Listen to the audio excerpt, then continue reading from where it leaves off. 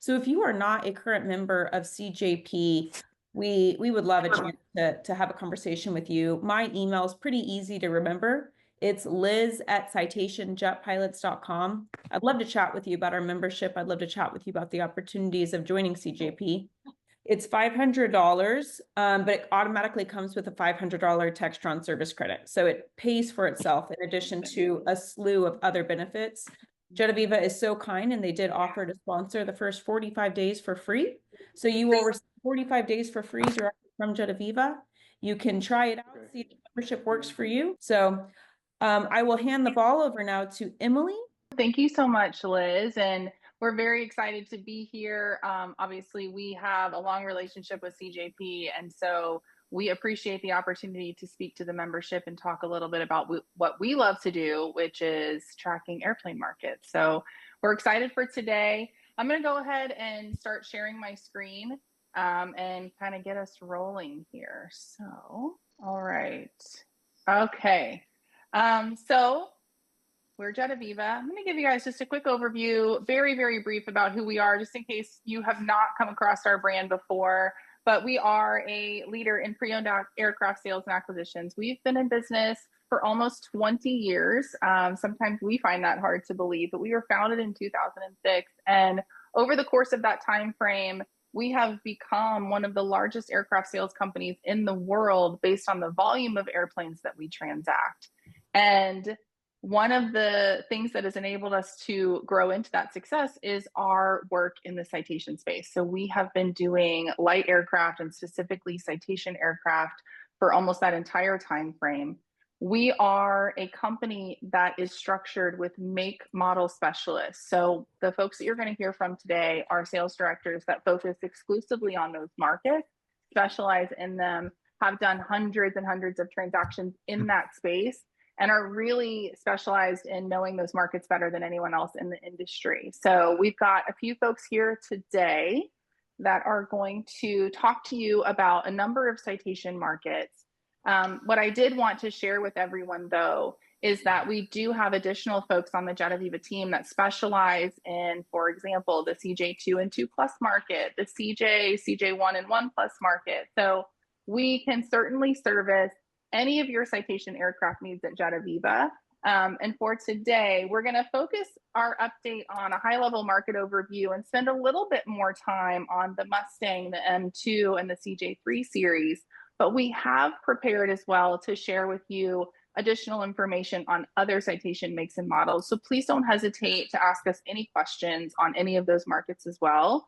Just know that if you want to get into a deeper discussion, there is a specialist at the jetAVIVA team who is going to be happy to assist you should you want to have a further discussion. We are going to pause for questions after the individual market updates. So if Jade is presenting, for example, and there's something you really are hoping she speaks about with the Mustang market that she doesn't touch on, please throw that question in the chat, and we will take questions right after those individual updates and at the end. All right, I'm going to give you guys just a very quick overview of what we saw going on in the pre-owned aircraft sales market in 2024 and a couple of things that we're seeing so far year to date. So before I hand it off to our individual make model specialists, just want to give you a little bit of context as to what we're seeing on a broader scale, because I think it establishes a good baseline for our discussion today. So 2023 is, if you can see the slide, is the black bar on the left, and then 2024 is that gray color on the right. I would say the primary takeaway here is that the number of aircraft that were listed on the market for sale over the course of last year increased by about 38%. So we did see a pretty steady and consistent rise in inventory levels throughout 2024. However, we also saw a really steady hold when it comes to demand. So the total number of transactions was slightly up year over year. So this is a really healthy indicator for us, because if we were to see a really high push on inventory, but those aircraft were not transacting, that would indicate that there is something unhealthy going on in the market. And in fact, that was not the case. While we saw inventory continue to rise, the number of airplanes transacting held steady, and that is keeping overall health in the industry pretty stable as we go from 23 into 24, and also what we're forecasting going into 2025. This is a chart that we look at a lot internally. This is something that we look at monthly, and this helps us get a sense very proactively for change in the aircraft markets. Now, we are used to looking at it, you guys are not. So I'm going to kind of show you what, or explain what you're looking at here. So starting on the far left is going all the way back to January of 2019. The black bar is the number of aircraft that were listed for sale in that month. And the green is the number of aircraft that transacted in the same month. And again, it's a little bit less about looking at the individual data points there, but we're looking for these overarching trends. And that's why we go back so far. The low point in the middle here is really when you saw this pre-pandemic peak is May of 2020, right? That's over here on the left. That was your kind of COVID inventory peak before the pandemic, and then things started to fall, and they fell pretty consistently in terms of inventory on the market for sale, as you guys all remember, down into the very beginning of 2022. What I think a lot of people don't realize, if you're not looking at this consistently, is that there's a lot of talk around inventory levels climbing. Well, in fact, they've been climbing or more or less recovering from incredible lows since early 2022. So we've seen this consistent upward tick in inventory on the market since January of 22 all the way through last year. But those numbers are still very healthy when you look at overall percentage of fleet for sale. It remains below 10%, which has always been that historical buyer versus sellers market kind of turning point. So we're remaining below that 10% of fleet for sale, but we are still seeing inventory climb up until the last couple of months. So really for me, when I'm looking at this slide, I think the most interesting data point on it, in fact, is what's happened in 2024, or sorry, December of 24 and January of this year. I actually saw a significant reduction in the number of airplanes being brought to market. Now, it's only 2 months of data, so it's a little bit early to say if that constitutes a trend, but it is something that we are very closely monitoring, because if we continue to see declines in aircraft being listed, that will have a resultant impact on pricing and values and other things. So something to watch. Last slide for you, just a high level look at pricing. I love this chart that we pull. This is data that we pull from our internal market research database. So this is not external data. This is our proprietary information. We have a team of researchers that collect this data. They're talking to other researchers and brokers and finding out exactly what people are asking for their aircraft and also what they're transacting for. This enables us to have really smart pricing strategy when it comes to listing aircraft. But when we look back at 2023 versus 2024, and we look at average asking prices, they have come down. They have not come down as much as I would think the general market dynamic might lead you to believe, right? So you hear this talk track about inventory levels climbing, and you start to think that pricing is going to fall off a cliff. We haven't seen that. And I think this is really an indicator of that steady demand again.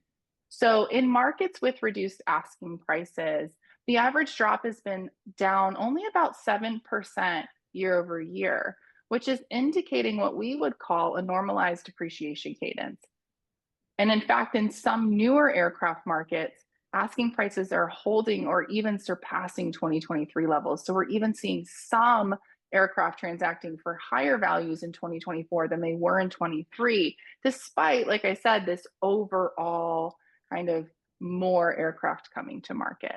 So these are the kind of the three big trends that we like to assess when we're looking at the overarching market. But just to give you a sense of what we're seeing, and also kind of giving you that early indicator that there might be a slight shift in the number of airplanes coming to market as we head into 2025. So that's enough from me.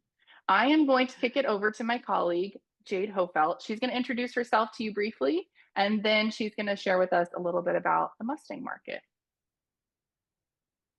Hello, everybody. Hopefully everyone can hear me. Yes.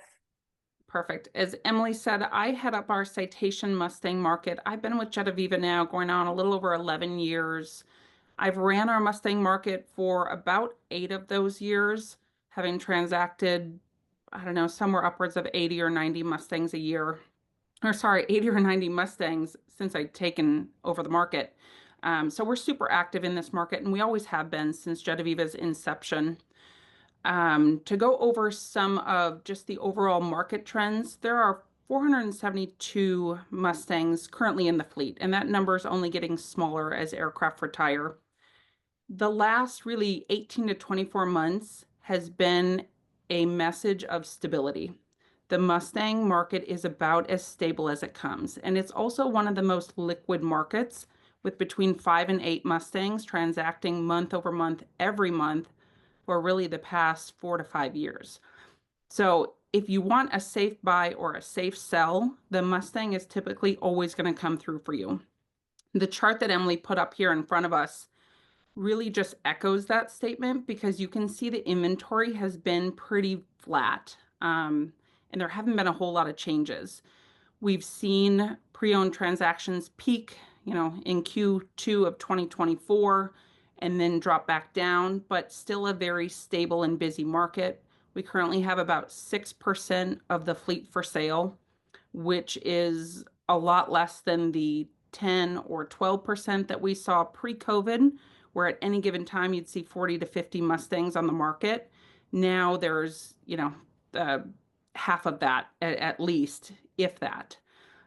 Interestingly enough, this year there have been roughly 12 transactions that have occurred in the pre-owned market, and the majority of those were actually outside the US. In that same time frame, we've had between 8 and 10 new listings come to market.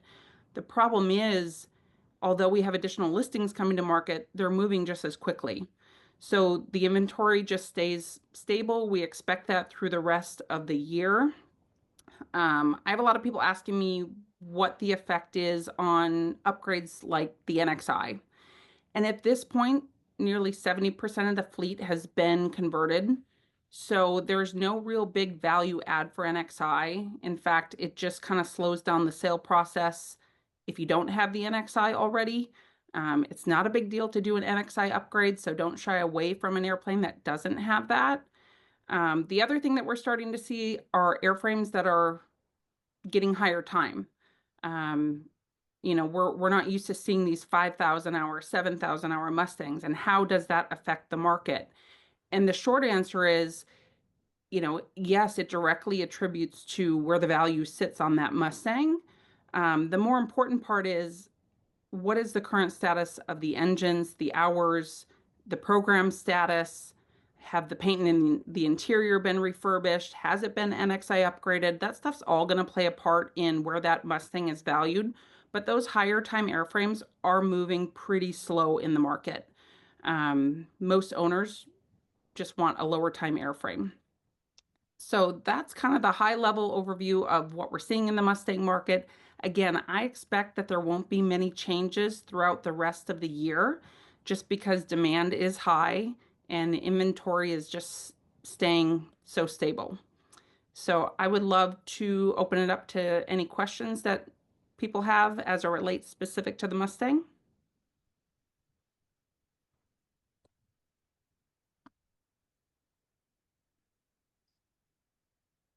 And if there are no questions, we'll move on to the next presenter. Hey, awesome. Jade. Thank you, Jade. Oh, sorry. Go ahead. I'm sorry. It's Craig Boehner. Hi, Jade. Hi. I've heard there's a European operator that is retiring a bunch of Mustangs that are kind of being repatriated. Is that going on to any extent that you know of, and how is that? I saw a couple of those, and they were very high time, but there were a lot of them. I don't know if that's really happening or if that's going to impact the market.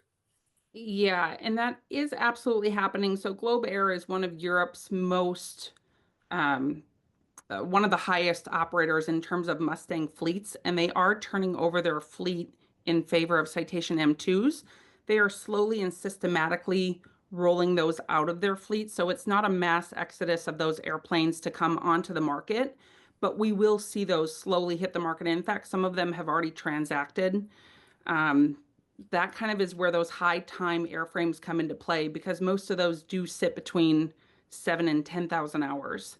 And it's not necessarily messing up the market right now. If all 22 of them had hit the market at one time, I think we would have seen a bigger effect. But because it's been pretty slow and systematic as they are replacing them one for one, we're not seeing a whole lot of effect on the market. Hopefully that helps answer your question. Yes, it does. Thank you, Jade. You're welcome. Hey Jade, I have a quick question for you. Yeah. James Urquhart here. So you mentioned that there was 12 transactions this year, the majority of which happened outside of the U.S. market. What international markets were you seeing the majority of those transactions happen in? Yeah, good question. So interestingly enough, there are no countries that take the majority of those transactions. Although as a company, and Emily can probably attest to this as well as my other colleagues, we are seeing a lot of aircraft go to Brazil. Okay. Up until really last year, I had not sold any Mustangs into Brazil. A lot of that due to VAT taxes and some kind of extreme finances that are hard to get airframes into Brazil. But we are moving a lot of inventory to Brazil, including now Mustangs. Thank you. And I'll just compliment what Jade is saying there. We're seeing that not only in the citation space, but in other markets as well. That is a pretty consistent trend in 2024 was the Brazil activity. Gotcha. And Brazil typically tends to look at airframes that are 20 years old or newer. So they're not bringing in a whole lot of stuff that's older than that, mainly because the maintenance records make it a nightmare and almost impossible for them to import. So those higher time aircrafts would probably move equally as slow. Into Brazil, yes, that's they are really not wanting anything with that high of airframe time, because the records that go along with them, specifically, the yellow tags and the 8130s, they have to track all of those down individually, which makes it very hard when you have a high time airframe. That being said, those European airplanes were operated by a very reputable charter group, so the records are said to have been in pretty clean order. Loud and clear.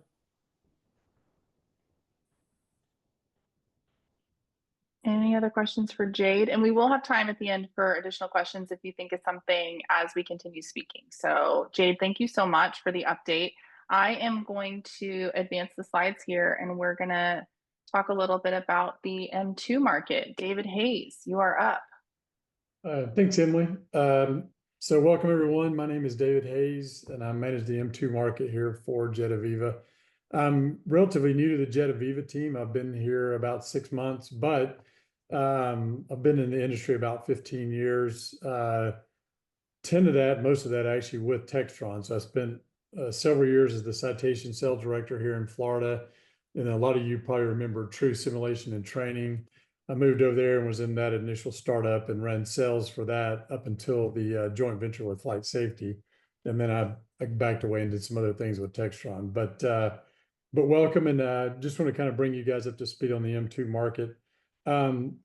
With about 23 deliveries last year, which is about par for what Cessna does. The total M2 with the Gen 2 Market 2 is up to about 384 airplanes now. Really good safety record on the airplane. There's only 2 that have been written off. One of them was in an accident. The other one actually had an incident at a service center when they were doing maintenance on the airplane, and it totaled the airplane at the service center. So really good safety record on the airplane.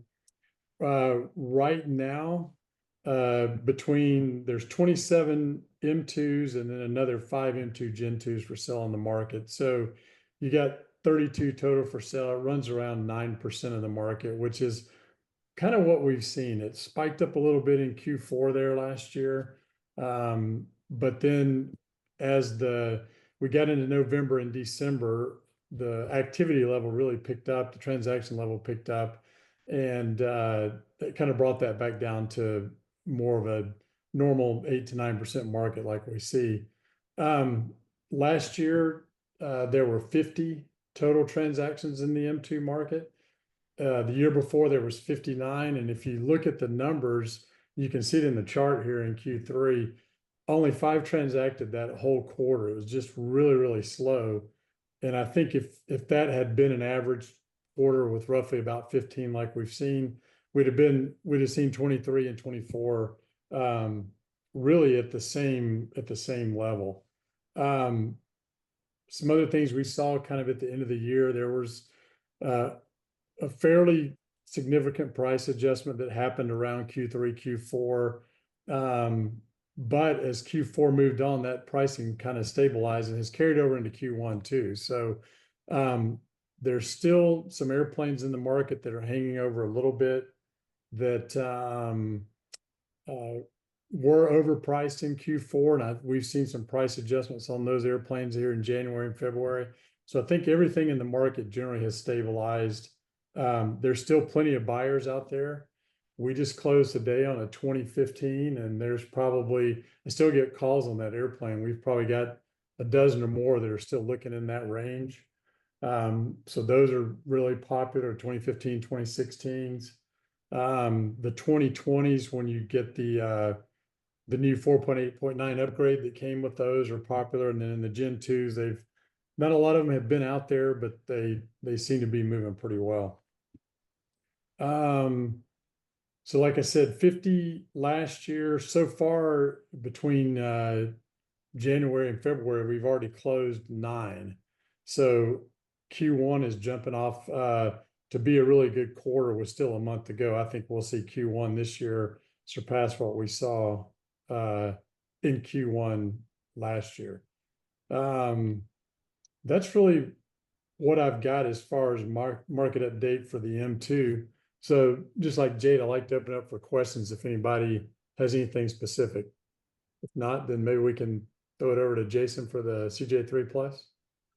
Yep, absolutely. Thank you, David, for that update. And I do just want to touch on something David mentioned, because we did see this trend at a high level, and I didn't mention it earlier, but there was a significant unlocking in activity levels following the election. I was at the NBAA regional yesterday, got this question all day long, but we did see that trend at jetAVIVA as well. And I think some of the early Q1 activity that we're experiencing in 2025 is a byproduct of it is taking a little bit longer to get airplanes fully transacted, get them through pre-buy, et cetera. And with a big push post-November, not all of those airplanes were able to get fully closed in 24. And we're seeing some of those transactions happen in early 2025. So as far as activity levels in 25, I think it's going to be a little bit tricky for us to get a read on overall activity levels until we get into the second quarter, because Q1 of 25 is looking a little bit like what couldn't happen in December of 24. So just another data point to throw in the mix here. All right, Jason, Deifik, we are gonna move on and talk about the CJ3 3 Plus market. Hello all. Thank you for taking time out of your busy schedules to join us here. Very much appreciate it. I cover the CJ3 and 3 Plus market here at jetAVIVA as a senior managing director.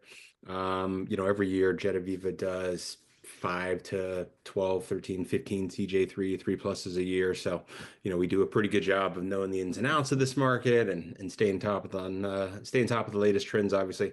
I'm based in Austin, Texas, but much like the rest of our team, we're obviously model market specialized and transact aircraft all over the world. CJ3 market, right? Probably pound for pound the best CJ that Textron ever built. Everyone's favorite, I think. There's always great demand. It's obviously a great owner pilot aircraft. And then Textron made the shift to G3000 with the 3 Plus. In the CJ3 market last year, it was pretty flat. Sorry. Inventory was pretty flat across the year, still higher than we'd seen since pre-COVID. And then thanks to some strong transaction activity in Q3 and Q4, we actually saw that begin to trend downward. As we sit today, there are 22 CJ3 aircraft on the market, which is about 5.5% of the fleet, 422 airplanes. That has gone up by 2 units from where the market started the year. Year over year, interestingly enough, that's this, we're sitting at the same level we were at in February of 2024. So again, kind of preaching that message of market stability. Asking prices range anywhere from mid threes on the bottom end for, 10,000 plus hour aircraft up into the low sixes for late model, low time, sub 2,000 hour airplanes. Most of the aircraft out there are anywhere from 4.5 to low fives. We transacted last year aircraft anywhere from high fours to the low fives. And then just sales year to date so far this year, we've seen 6 transactions, which year over year, same time through February of 2024, 5 transactions. So we're actually slightly up in sales activity. Desirable aircraft. What do people want in this market, right? There's a different flavor for everybody, but it's usually sub 4,000 hours, full tap blue engine program. If it wasn't an aircraft that delivered with WAS LPV, always preferable that it's been upgraded.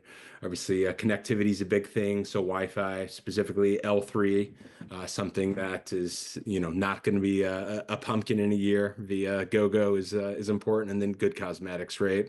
And then recent Doc 22s, the big 3-year inspection on the CJ3. Fusion aircraft, we get that question from time to time.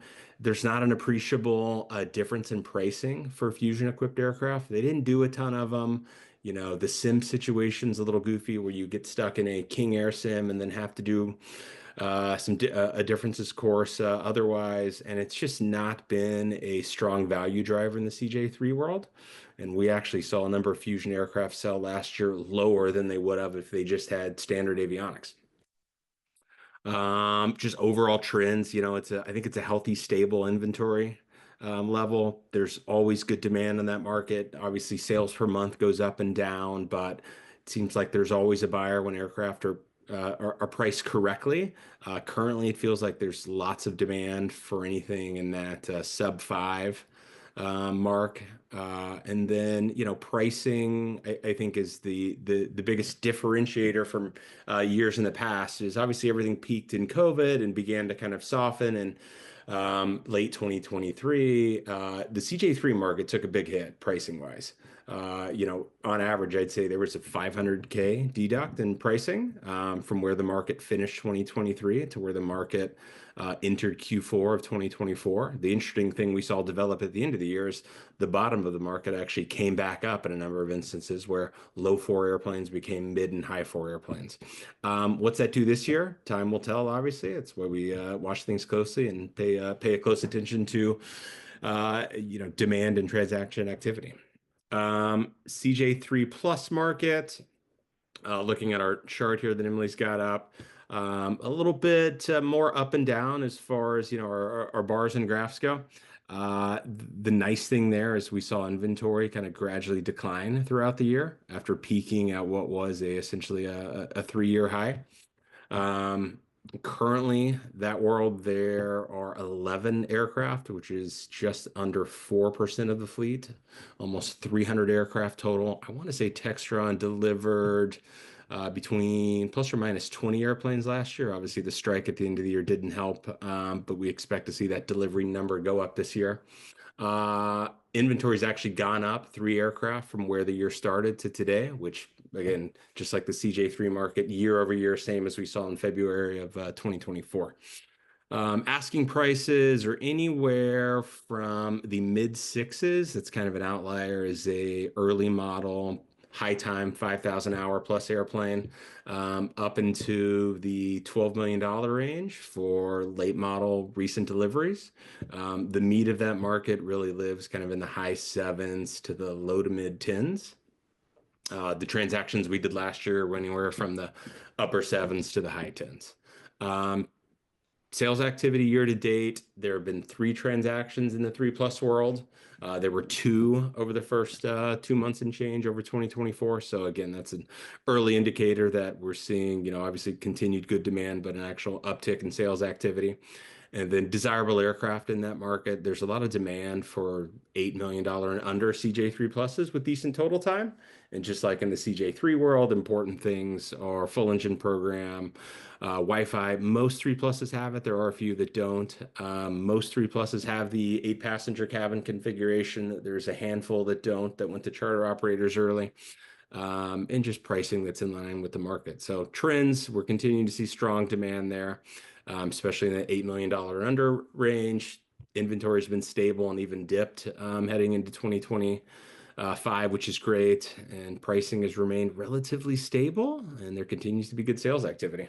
Other thing I wanted to touch on in that market is Gen 2, Gen 3, and what to expect there. Gen 2s are we may see some delivered this end of this year. I think it's probably early 2026. Again, I think the strikes at Textron back, those will be auto throttle equipped, and then the Gen 3s should be Q1 of 2027.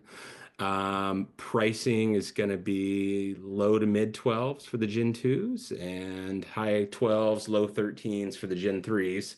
And I think that price jump from one to the next is going to be something that enables the current 3 pluses, right? Gen 1, if we call them, to I don't expect we're going to see a lot of cannibalizing of pricing there. I don't think the Gen 2 or Gen 3 is going to take a big chunk out of the current generation 3 plus pricing, because Textron's done a good job of pushing that bar higher and higher by generation. Awesome. Thank you, Jason. Any questions on the 3 plus market? Okay. All right, so we are going to shift gears a little bit and open it up to questions, but like we mentioned earlier, we did have some folks submit questions in advance. And while I have the slide deck open, we did have a couple questions asking for an update or a quick just cover on the CJ2 market. So Jason, because I have that slide ready, do you mind speaking to that a little bit just for the group here? Absolutely. And as Emily alluded to earlier, we have one of our great sales directors, Kyle Delphone, who's not on with us from a presenting standpoint, but happy to get into the weeds on a direct phone call if it's ever helpful. But the 2 and 2 plus world, kind of totally different stories, where the CJ2 market, did great following COVID. And then we really saw an inventory spike last year, as you can see there in the chart, essentially hitting a that's, if we could expand that out even further, which we don't have the ability to do here, that's probably it's sitting at or about an all-time high, in line with, where we saw inventory rise in the buildup of COVID. Pricing, has fallen all the way to, there's asking prices now in the very low 2s up into the upper mid 3s. I think that's a little misleading. Aircraft, the average in that market's just under 3 in the high 2s. Still strong sales activity. There's already been 7 CJ2 transactions this year. And again, there's currently 30 aircraft out there, which is almost 13% of the fleet. Anytime we surpass that 10% of the fleet mark, it begins to feel, heavy at the top. So, and that's, for perspective, that's more than doubled over the last 12 months from where we were just over a year ago. CJ2 Plus World has, I should actually talk about desirable airplanes in the CJ2 market. Sub 5,000 hours, tap blue, Wi-Fi, 3-tube EFIS versus the double displays, obviously preferable. We're beginning to see a lot of dual 750 equipped aircraft. So the upgrade in the avionics tends to make those aircraft sell quicker. And then the 8-passenger seat, which is the max configuration in the CJ2 world, seems to be the most desirable. Winglets, a net positive, but I don't, like most mods, I wouldn't expect dollar for dollar return on it. But for the people that like winglets, it seems to be certainly an attraction point that drives demand. So CJ2 Plus World, again, kind of a different story. Pricing's held pretty steady for the last year plus. As we can see, inventory here rose, but nowhere near the same level the CJ2 world did. The limiting factor in the 2 plus world has always been it's a smaller fleet with less inventory, so we see less transactions, and that's kind of played out last year. Currently, there are, I want to say we are at 17 CJ2 pluses in the market. That fleet is 223 aircraft, so 8% or just under of the fleet. Prices in that market currently range from upper threes into the mid fours. Awesome. Thank you so much for touching on that. I'm going to stop sharing my screen just so we can see more of your faces and we can take any questions that you have. I also have some additional questions that were submitted we can touch on, but I want to make sure we give the folks here a chance to ask questions as well. Does anyone have anything specific?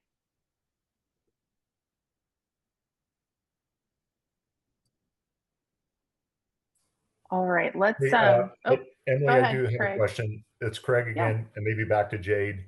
But I might have missed it. But where's pricing on Mustangs these days? Yeah, that's a good good question.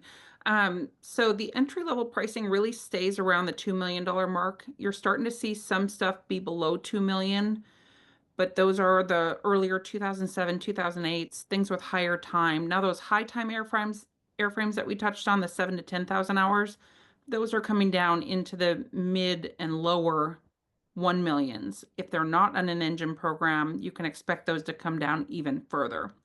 The Mustang tops out in the low threes.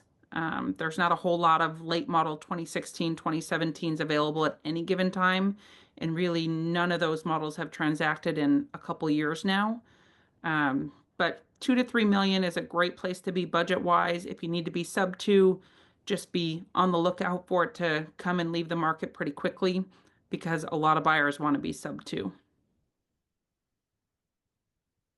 Very helpful. Thank you. Awesome. Thank you for the question. And if you have a question and you don't want to jump on the video, like Liz said, please throw it in the chat. I am going to ask the team, we did get several questions in prepping for the webinar related to legacy citations. And so we have a little bit of a high level look there, but like I mentioned before, if there's a specific maker model that you want us to dig into more detail, please reach out to us. We're more than happy to do that for you. But we will give you kind of a high level look at what's happening in the legacy citation market. I'm actually going to go back and start with Jason again, and then Jade, I know you've got some thoughts on this as well. Yeah, I think Jade and I will probably back and forth here, but just in general, right? Legacy citations really peaked following COVID. And those that sold at the peak, God bless you.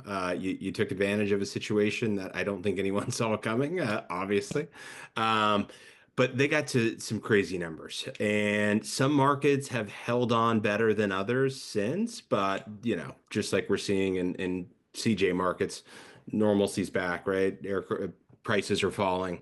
And it seems to be, the older we get in the spectrum, the bigger the price hit, which again, kind of expected. But so, Bravos and Ultras and Encores have done okay, although we've seen softening there. It's the 2s, the 5s, the 501s, the older models that have had the higher hit.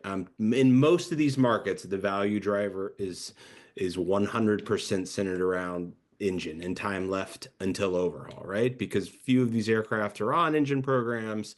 So once they get to overhaul, it's usually not an airplane that anybody's going to overhaul the engines on. Maybe you get it on a low utilization program, which has a cost to it. Maybe you can find engines, but just in general, it's all a little bit about hanging on until you get to the major event. And then what's the airplane worth then? Likely not much. Bravos have been in the, we sold as high as last year in the mid 2s, up into or down into the high 1s. That's usually driven by engine program. In markets where you see less, like the ultra market, there's asking prices anywhere from 1.5 to 2.5 and up, but the airplanes that are moving are almost always sub 2 and very much into the mid 1s. 5s are just a rung below that, mid 1s and under for the aircraft that are actually selling. Jade, thoughts on some of the other models? Yeah, especially when it comes to the 500s, the 501s. Jason touched on the fact that a lot of the value does remain inside the engines. I think it's important to look at all of the legacy citations, and we talk about an absorption rate, meaning everything on the market at any given time. If it had to sell, how long is it going to take? And those absorption rates are much, much higher than the current models. The 501, for example, usually sits between 10 and 12 months. So planes are sitting on the market a lot longer. It's a lot harder to find buyers. They are not liquid markets, but they don't all react the same. So as Jason said, the Ultra, the 5s, the Citation 2s tend to be in kind of their own market, whereas the 500s and the 501s sit in their own market. And even the 501s that have been upgraded with the FJ44s through the Stallion mod or the Eagle mod that gives you a bit more range, the value is still sitting there in the engines.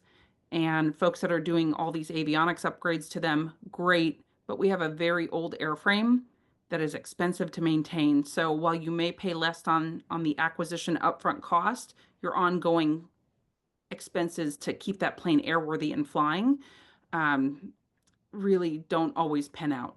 So I think the message that we always say is legacy citations are amazing, great, don't shy away from them. Just know what your exit strategy is and make sure you're getting into them correctly or right. I think it's important that the perfect buyer for a legacy citation is usually somebody who's under 150 hours a year, right? Unless it's on an engine program.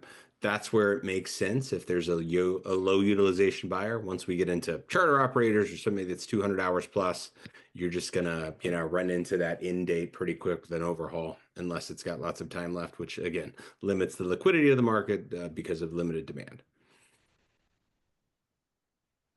Awesome. Thank both of you guys for touching on that. And like I said, there's something we didn't cover when it comes to legacy citations. We're happy to do so offline.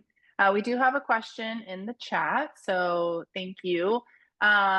Which price trend will you expect for the CJ3 Plus for 2025? So Jason, we're back to you in the hot seat.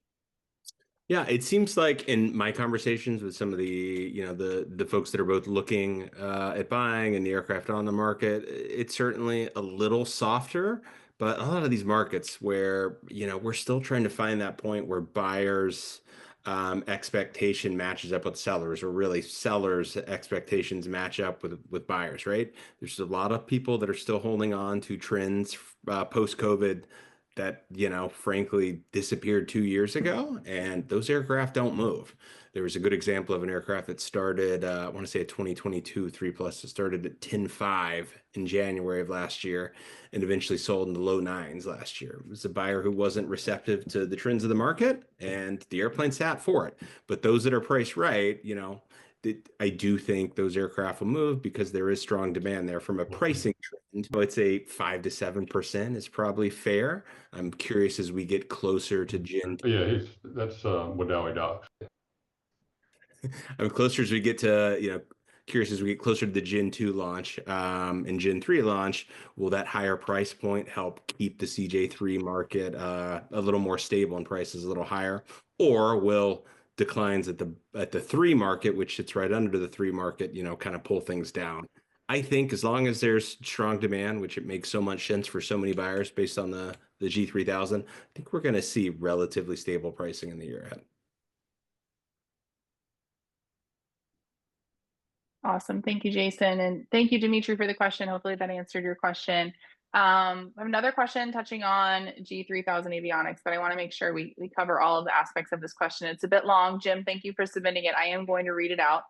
Can you share your thinking on G3000 avionics with or without the upgraded software and hardware? With an upgrade price tag of $250,000, are older planes with legacy hardware getting a penalty in the market? I don't want to speak for David, but from a CJ3 Plus market standpoint, I already in comms with a handful of owners who have gone this route. They're very happy. They tell me, hey, look, I've got the same thing as a 2024 airplane. This is great, right? I can sell for the same number. No, like mini upgrades in aviation, right? Swimming pool in the backyard. You're going to get 40 to 60% of what the cost was when you turn it around and sell it. It may make a ton of sense for you, especially for owner pilots, and we may find the perfect buyer who's in love with what you've done to your airplane. But by and large, you're not going to get a dollar for dollar return on it. So penalized older aircraft and not having it, I wouldn't say that's the case. I don't think they're going to sell for appreciably less than those that have some of those upgrades because so few have been upgraded that way. Yeah, and Jason, I think the same thing with the M2. If you really look at the sort of transaction prices around those that have had that upgrade, you don't really see a lot of price difference. And like you mentioned, Jim, it's it's a couple $100,000 and a couple weeks in the service center to get all that done. A lot of niceties with the new radar upgrade and the new screens and the faster processors, but you're really just not going to recover the investment on it if you're considering that just to get your resale value up. Awesome. Thank you both. And Jim, hope that answered your question. Thank you for submitting that in. Okay, I got another question here from Nicholas Estrada. So this is fun because I actually like when I get a question that puts the team at odds against each other. So which Citation aircraft model is seeing the highest demand in the current market? And do you expect this trend to continue through the rest of the year? I enjoyed earlier that Jason said the CJ3 was pound for pound the best Citation, and then Jade was over there smirking. So love to hear what you guys think about this question. Where do you think the highest demand is? Citations. Yeah, that's a really Jade, good question. I mean, transactions this year, Jade? say that again, Jason. How many Mustang transactions so far this year? I think there's been 10 or 12, 10 marketed, but I know of two others that haven't posted yet. So 12 so far. We can compare that to the other markets. I think in general, as I mentioned earlier, the Mustang is one of the most liquid markets on a month per month basis. However, when we look at it on an annual basis, David said the M2s, there was about 60 that sold last year. Is that right, David, on the Gen 1 M2s? And that's about where we're sitting on the Mustang too. So they're neck and neck.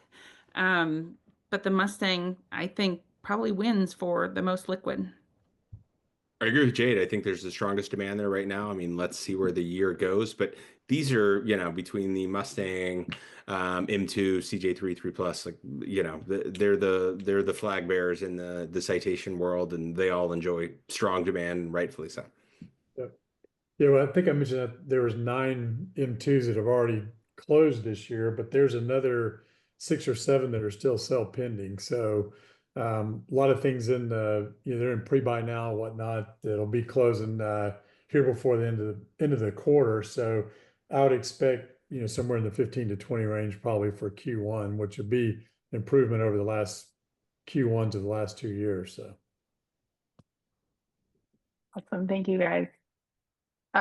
Okay, I don't have any other questions in the chat, but let's see if we covered everything. We did have a question prior to the webinar, and I am sensitive to time, but I do want to ask David to speak very quickly to the straight CJ market. We had a question about straight CJ values and also kind of touching on with the Garmin 1000. So David, could you speak to that as well? Yeah, so the CJ market, I look at that a little bit like the Mustang market. If you really say CJ and you start talking about the 1 and the 1+, the 1+ is really completely different than what the CJ and CJ1 do. But in the CJs in particular, you're starting to see more and more upgrades in that airplane. There's about roughly a couple of dozen that had the G1000 done, but they stopped that in 2017. So that upgrade is no longer available. And in fact, there's no upgrade path to that G1000 either. Like you can't go NXI with it, for example.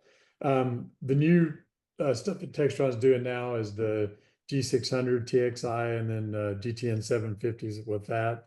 And there's about a dozen of those airplanes done. You're starting to see more winglets in the CJs and CJ1s, so that's a popular option, probably more popular than the avionics upgrades. But if you really look at CJ and CJ1, values are anywhere from about 1.3 up to right around 2 million, maybe in that airplane. Just kind of depending on hours. Those upgrades aren't really packing a lot of value over a standard airplane in those. Paint and interior become more important as those things age. The CJ1 pluses are going from about 1.9 up to about 2.75. So some of the upgrades that the pluses always give you with the FADEC and FMS 3000, those things really kind of make the price jump there. But all in all, a pretty stable market. There's roughly about 40 airplanes for sale between all 3 of those. So it's about 8% of the fleet. So that's almost matches up with what the M2 is. That 525 series is pretty stable across the board, just depending on where you're going to jump in at what price point. Awesome. Thank you, David. And just to reiterate too, so everyone knows on this call, but our sales director who covers the CJ, the CJ1 and the 1 Plus is Max Overbreckling, and really happy to, if you have any specific questions on that market or any needs there, please let us know and we can connect you with someone who is in those markets every single day, tracking them in and out. We have another question in our chat from George. He is asking about the CJ4. Current market expectations about likely market effect of the recently announced upcoming Gen 3 version. So I think Jason was prepped to take this one, and I am also going to share my screen again quickly because we have a slide for the CJ4. So Jason, you're up. Yeah, CJ4 market obviously had an interesting year just based on the windshield service bulletin and, you know, all that entailed. Kind of on a high level standpoint, actually, I'm looking at this graph. We can see that, you know, where inventory spiked and kind of what happened since.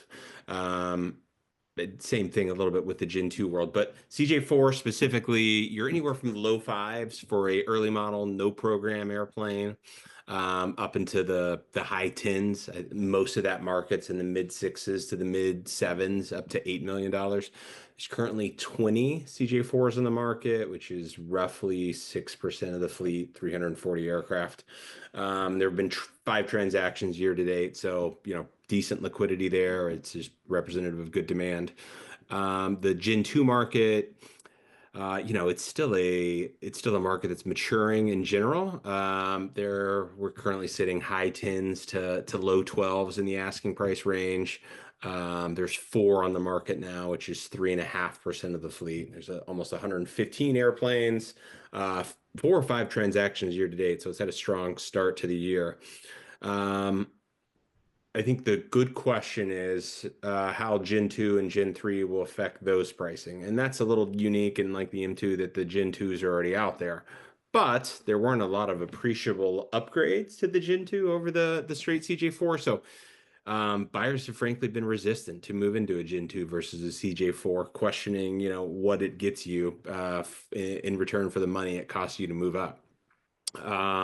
Gen 3 CJ4, let's see what happens. I do think, again, Textron's cognizant of cannibalizing, you know, they're not going to do something that's going to cannibalize their aircraft. So based on where pricing shakes out final on the Gen 3, which is last I heard is I think probably in the mid 13s, you know, that's going to be at a point where it shouldn't create too much downward pressure on the CJ4 market, but you know, these markets are all kind of connected. So let's see how many they produce and what demand looks like there. And that is kind of in line with what we're seeing in the Phenom 300E market, for instance. And that hasn't had a huge push on the straight 300 market. So it's probably going to look a little something similar to that, where the bump in pricing insulates the CJ4 market from taking too big of a hit. Windshield service bulletin and how it affects current aircraft. Buyers want something that's been done or, you know, has something scheduled. If you haven't had that done and you're selling your airplane, you can expect a roughly $600K hit on price based on it not being done or the fear of what may happen there. So, and it's not that something necessarily is going to happen or they're just going to find something, you know, awful with the airplane. I think Textron's pretty much got their heads wrapped around what to expect there, and so does the market. Buyers don't want an airplane that's going to be down 6 months. And that's the biggest factor with CJ4s that have not had the service bulletin, is the forward-looking downtime that's ahead for that airplane and why those airplanes are sitting and not selling versus the ones that have already had it done. Awesome. Thank you, Jason. I appreciate that. Let's see if we have any more questions.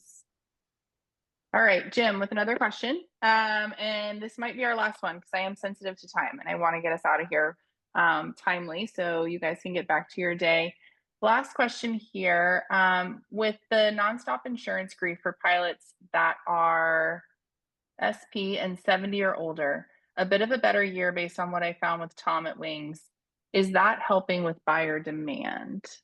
Jay, do you want to take this one? Yeah, insurance is always a very popular topic for us as we look to get clients into airplanes. And interestingly enough, we've actually seen the age limit go up from where it once was in terms of being able to get people single pilot insured. The bigger factor might actually be the airframe value. So as some people might be aware, if you're north of 5 million, that becomes the more difficult placement. The second part of that is sticking with your current insurer, underwriter, broker of record as you start to get up into those upper 60s before you hit the 70 peak. That's going to kind of help assure that you are able to get renewal on your current premiums. So if you're looking at making an aircraft change, do it sooner than later. Don't hit the 70 mark and then try to shop a new airplane and get coverage. That being said, we're still finding coverage for those folks that are north of 70 years old. You just have to pay for it. So Thank you for the question, help Jim, address and that. for the shout out for Tom, who I think is also on the call. So he appreciated that as well. All right, everybody. Any last questions before we wrap up? Okay. Well, thank you so much. Thank you again to CJP. Thank you for inviting us to do this. Liz, thank you for hosting this webinar. We were happy to share this information with you. As you can tell, we really love this stuff. We love to get into the weeds on it. If we didn't touch on anything here that you were hoping to hear about, please reach out to us directly. We're happy to discuss the details and also your specific operation and what some of these data points mean for you. I think one of the biggest takeaways is simply that there's a lot of data out there. There's a lot of different trends, but at the end of the day, it's going to be unique to your operation, your situation, your aircraft, what really is going to be the best strategy. And that's the kind of stuff we love to do on a day-to-day. So thank you guys so much. We will send out the recording, and that's all for today. Thank you all. Thank you, jetAVIVA. Thanks, everyone.